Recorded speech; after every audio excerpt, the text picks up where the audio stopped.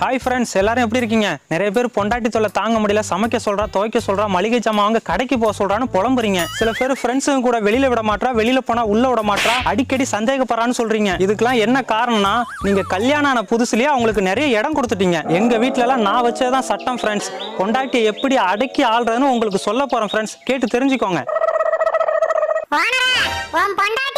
கொஞ்சம் வெயிட் பண்ணுங்க ஃப்ரெண்ட்ஸ், குக்கர்ல சாப்பாடு வச்சிருக்கேன். அடி பிடிச்சா பொண்டாட்டி அடி பொளந்துருவா. போய் ஆஃப் பண்ணிட்டு வந்துடுறேன்.